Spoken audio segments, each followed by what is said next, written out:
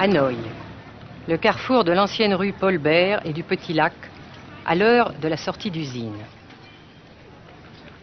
Pas une seule voiture, mais beaucoup de vélos sur lesquels se déplace lentement, machinalement la foule des travailleurs, dans une régularité impressionnante.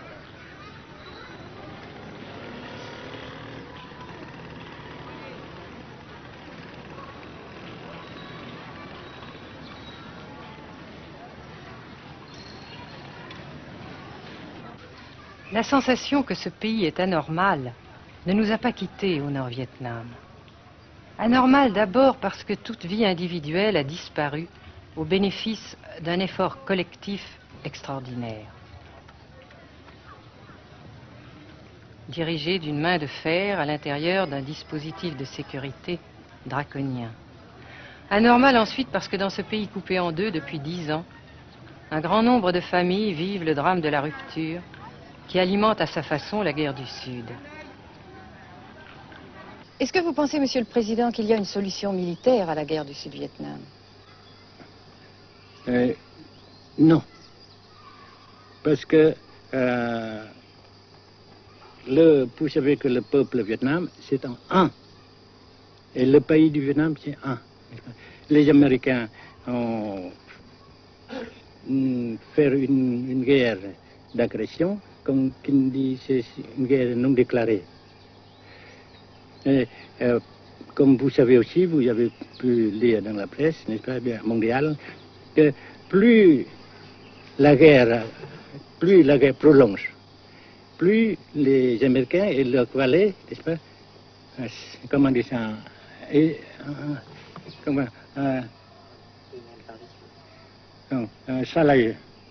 s'enliser, hein?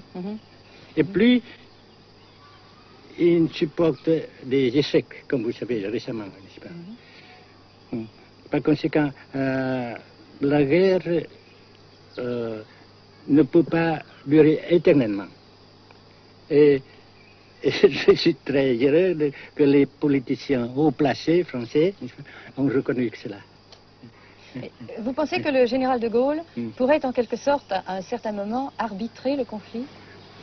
Arbitrer, qu'est-ce que vous comprenez par le mot arbitraire? Nous ne sommes pas des équipes de football. Hein? Mais au-delà des accords de Genève, si je ne me trompe, une idée du général de Gaulle est la neutralisation de tout le sud-est asiatique. Est-ce que c'est une idée qui vous semble intéressante? Comme j'ai déjà dit quelquefois, c'est une idée intéressante. Mais ça dépend encore une fois de la volonté de ces peuples et la manière comment on procède à réaliser. C'est une grande question, n'est-ce pas? Et je ne peux pas dire que je suis d'accord. Et je ne dis pas que je ne suis pas d'accord, n'est-ce pas? Mais parce que vous dites, par exemple, vous dites fleurs. Fleurs, il y a beaucoup de sortes de fleurs. Il y a des roses, il y a des blanches, des rouges, etc. Et il y a qui sont bons et d'autres qui ne sont pas bons. Mais on dit fleurs. Monsieur le Président, nous avons constaté avec chagrin qu'au cours de notre voyage au Nord-Vietnam, que l'influence française était devenue à peu près inexistante dans votre pays. Les moins de 25 ans ne comprennent plus du tout le français. Et je me demande si, à votre idée, des rapports peuvent se rétablir tels que la France continue à jouer une sorte de rôle culturel ici. Avec la France surtout et avec tous les autres pays. Nous voulons avoir une coopération amicale, culturelle, économique, etc. Mais je suis sûr que vous ne voulez pas avoir, n'est-ce pas, que la France ait l'influence qu'elle avait avant. C'est une autre chose. Naturellement, c'est une autre époque. Mais coopération culturelle, économique, qu'est-ce qu'il y a encore, sportive par exemple, oui. etc., n'est-ce pas, nous le désirons. Si la guerre se cristallise au sud et se poursuit encore pendant quelques années, pensez-vous que l'avenir économique du Nord-Vietnam soit viable? Je suis sûr que c'est non seulement viable, mais ça progresse.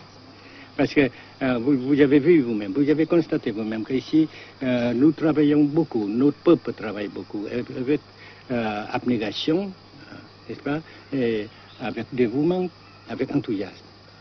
Et d'un côté, nous travaillons pour, comment dirais-je, pour, principalement, n'est-ce pas, de nos propres forces, de nos propres... Et aussi, nous avons, n'est-ce pas, l'aide fraternelle des pays socialistes, n'est-ce pas. Alors, nous, jusqu'ici et après cela, n'est-ce pas, nous avons déjà réalisé des progrès. Pas très grand comme nous voulons, mais nous avons réalisé des progrès. Et dans l'avenir, nous progressons de même. Mais vous mentionnez là l'aide des pays socialistes. Est-ce que cette aide ne s'est pas trouvée légèrement compromise à la suite du conflit idéologique entre la Russie et la Chine? Non, parce que ces questions, n'est-ce pas, différences idéologiques entre nos différents partis frères, c'est nos affaires intérieures. Ça passera. Et l'unité, ça se fera. Mais l'aide fraternelle continue et continuera. Et c'est très précieux pour nous. Bien sûr. Mais certains ont l'impression chez nous, Monsieur le Président, que le Nord-Vietnam se trouve actuellement assez isolé, asphyxié même, et que politiquement, il pourra difficilement éviter de devenir une sorte de satellite de la Chine. Qu'est-ce qu'on peut répondre à cela? Jamais.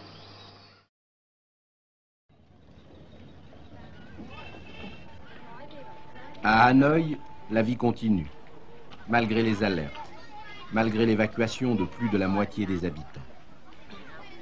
Les petits magasins de la rue de la Soie sont pour la plupart fermés. Seule la trêve du Tet et ses fêtes de famille devaient redonner pour quelques jours un peu d'animation à la ville, avec la traditionnelle branche de pêcher en fleurs, symbole du nouvel an lunaire et du printemps tonkinois. La trêve, malheureusement, ne fut qu'un espoir déçu.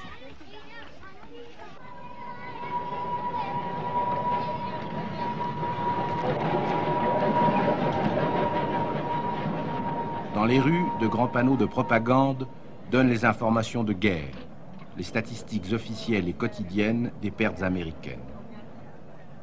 Selon le gouvernement de la République démocratique du Vietnam, 1631 avions américains auraient été abattus au-dessus du Nord-Vietnam.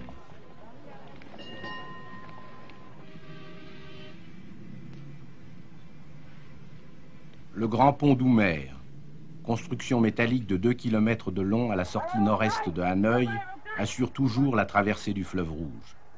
Sa sauvegarde est capitale. La défense antiaérienne du Vietnam, tant redoutée par les pilotes américains, dispose de nombreuses fusées solaires de fabrication soviétique. C'est la première fois que nous pouvons vous les montrer. Les rampes mobiles de lancement sont déplacées chaque nuit afin de déjouer les repérages.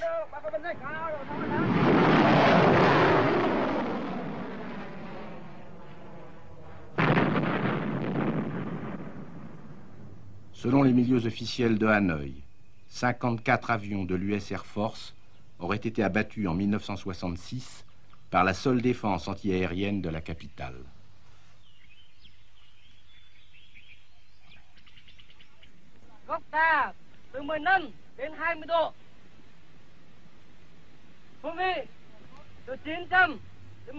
Pour la première fois également, nous avons pu voir les pilotes et les avions de chasse vietnamiens. Pour la plupart, leur formation a été assurée en URSS.